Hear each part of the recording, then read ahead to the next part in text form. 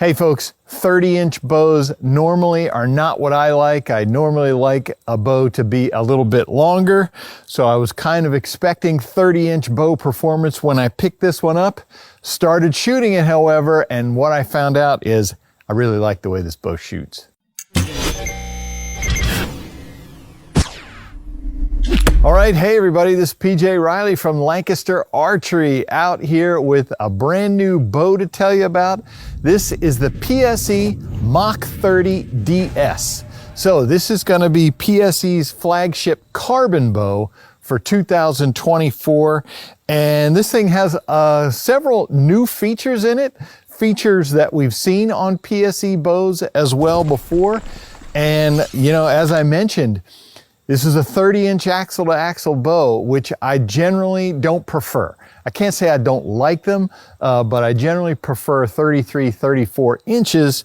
So that was my mindset when I went in and started shooting this bow. And quickly I realized, hey, this thing can shoot. And more importantly, I can shoot with it.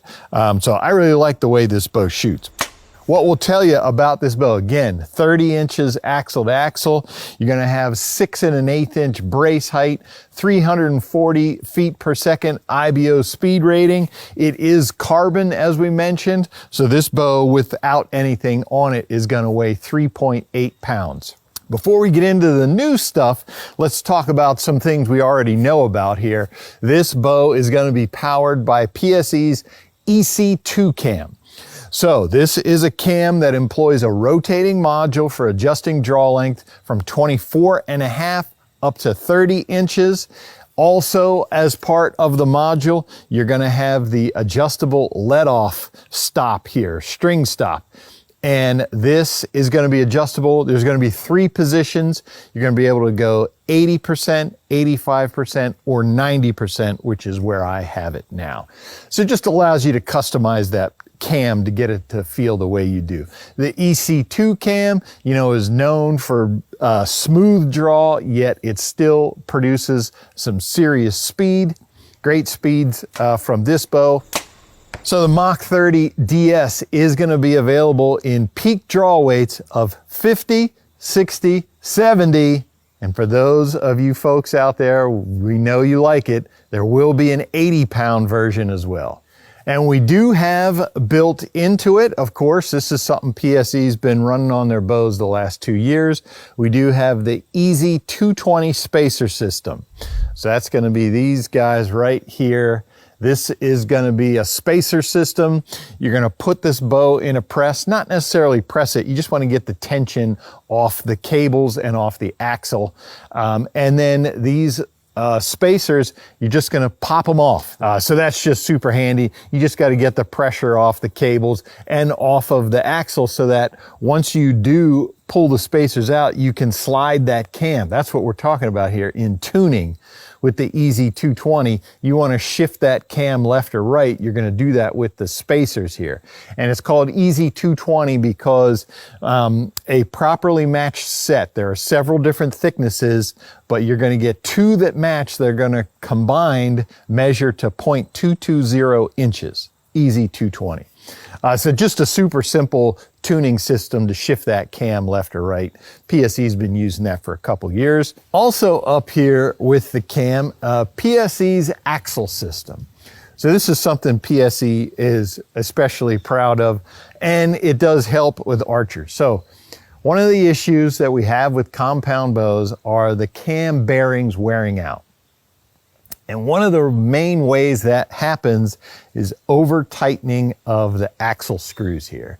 If you tighten these in, they're just gonna pinch the limb tips in. It's gonna produce excessive wear on the bearings. And so that's bad if you're able to over tighten.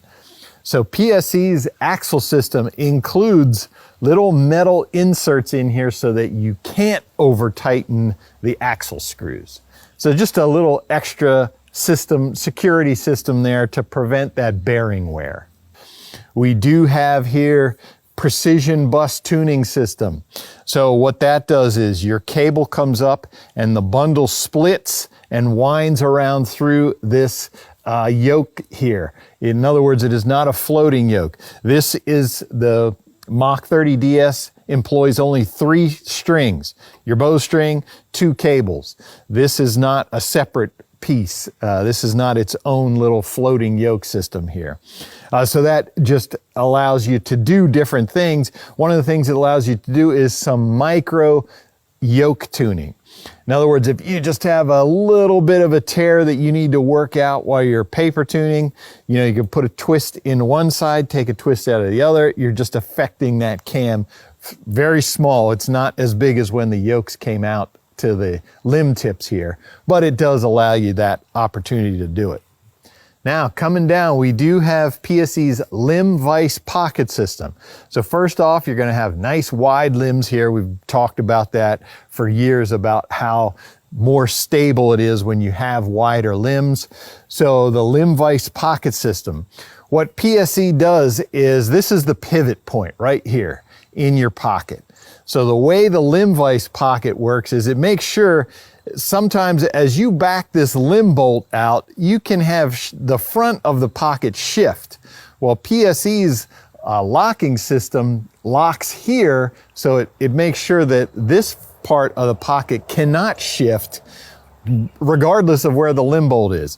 Whether it's all the way in or all the way out, that limb vise pocket system just locks that in place, so it keeps the pocket always over the center of the riser.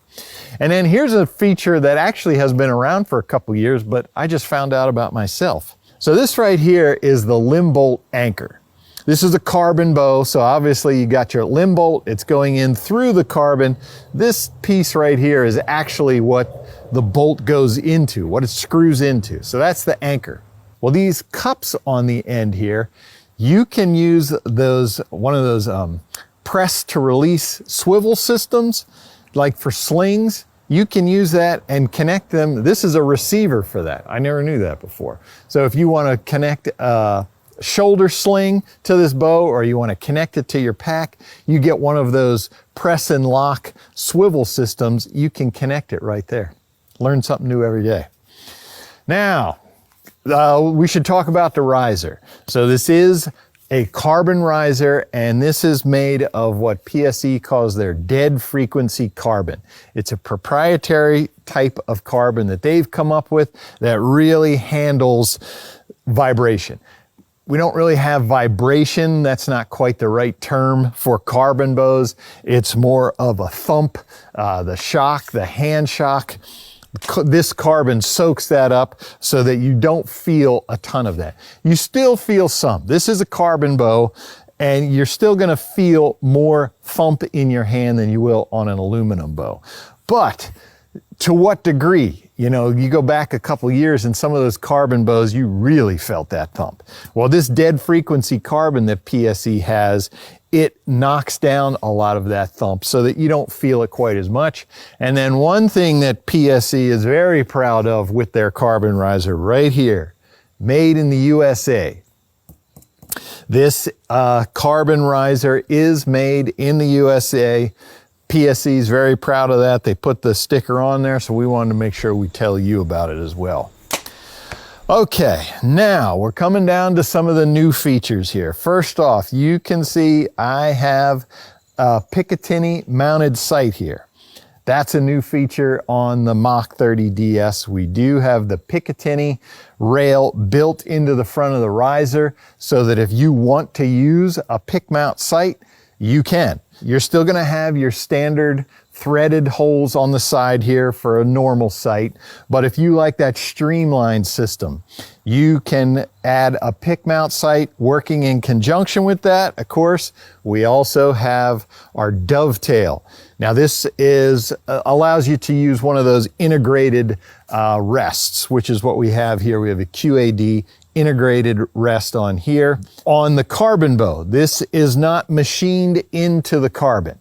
So in other words, they didn't cut the dovetail into the carbon, but rather they added a plate which has the integrated dovetail on it. So that's how you're going to connect. Again, if you don't want to do that, you still have your threaded burger hole. But with that integrated rest dovetail on the back and the Picatinny rail on the front for your sight, now you can see you're able to pull any accessories, if you want to put a quiver on there, everything can come tighter to the bow. Helps with your balance this way. And in conjunction with that, we haven't seen it yet, but this is a brand new cable guard that PSE has here. So for years, we've been talking about PSEs with the cable guard that rolls on a cable arm. That is not what we have here. We have a fixed position cable guard, and then we have fixed rollers on the back. So you can see there is nothing rolling. We now have these fixed cable rollers. You're still having your cable roll through these rollers, but what I'm talking about is a part moving on the cable arm. If you ever shot one of those, you know, there were situations where if it's rain, if it's super cold, if it's snowing, if you get dirt, anytime you have a moving part, there's the possibility of having interference with that moving part.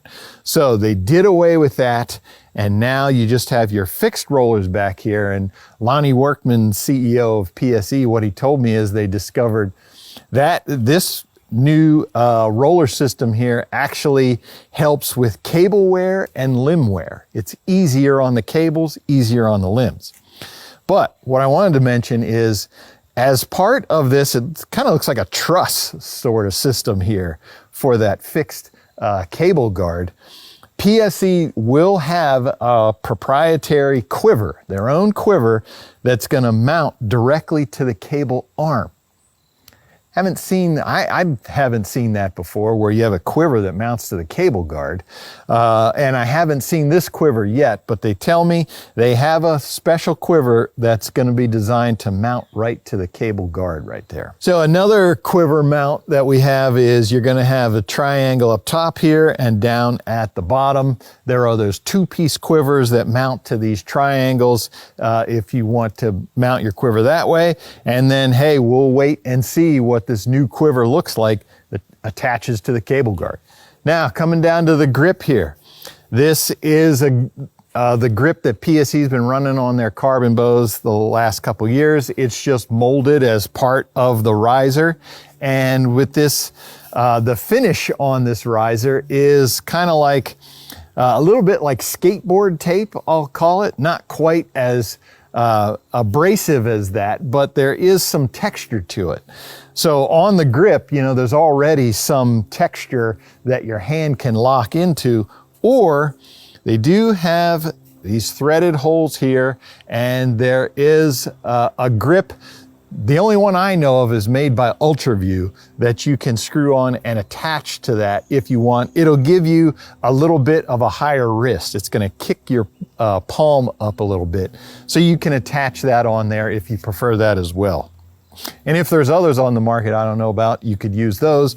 That's the only one I know of. Now, stabilizer options. So you are going to have your standard bushing right under the grip for a stabilizer. You're also going to have a lower mount, which is going to come with the Killshock 2.0. This is a riser mounted dampener. Obviously, that's there to kill any vibration or thump, whatever you want to call it, hand shock. That's going to help with that. But you can also switch your stabilizer to that position and move the Killshock up here. Now, folks ask, you know, what's the benefit of having this lower stabilizer position? Two benefits really that I see. First off is you can get your stabilizer weight a little bit lower. But the other one I wanted to talk to you about, look at this difference here. So you can see this is where you get your stabilization effect, once you get away from the limb pockets. So if I mounted a stabilizer here to get the same effect, as this is a 12-inch bar, I could go with, I don't know, what's that, 6 to 8-inch bar, you know, just a lot lighter. This is carbon. One of the reasons that we get carbon bows is to have them lightweight. So you can get a much lighter stabilizer, mount it down here, and get the same distance away from the limb pockets for your stabilizer. So that's one of the benefits, one of the best benefits I see, especially with this type where the mounting position is so far away from your other one. And then of course, you will have a rear threaded hole here in the string stop assembly.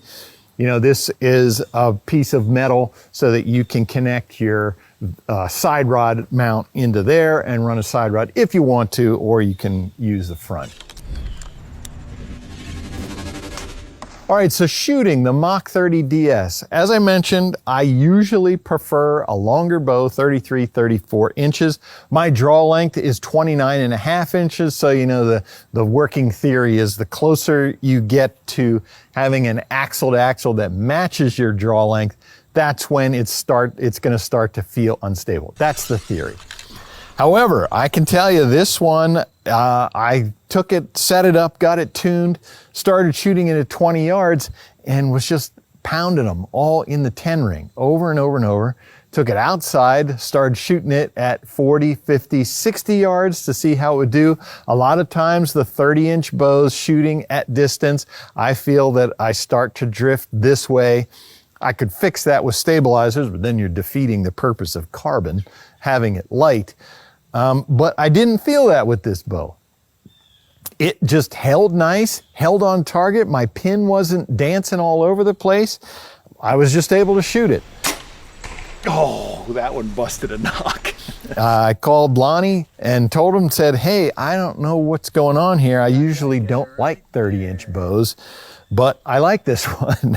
I was able to shoot it, and he was telling me that some of the other folks that he sent the bow to were calling him and telling him the same thing. Something about the way this bow is built just makes it hold very steady. That's important to me. You know, speed, all that stuff is important, but for me, I want to be accurate with it. Can I be accurate? And normally I'm not terribly accurate with 30-inch bows. This one I was able to be. All right, so that is the PSE Mach 30 DS. Great new carbon bow, flagship carbon bow from the folks at PSE. You know, we've had the Mach 34, which was a 34-inch, basically same version of this bow. So now we have a 30-inch option for those of you, especially eastern tree stand hunters. You like to be small, maneuverable. You're sitting in ground blinds. This is going to be a great option. However, like I mentioned, being able to hold it stable, this is going to be a great Western bow as well. But if you want to see this bow and all the options available for it on our website, be sure to click the link in the description below. If you like this video, give us a thumbs up. If you want to see more videos like it, subscribe to our YouTube channel. Don't forget to click that bell to get notifications whenever we put out new videos. And as always, if you have any questions, you can visit us at LancasterArchery.com.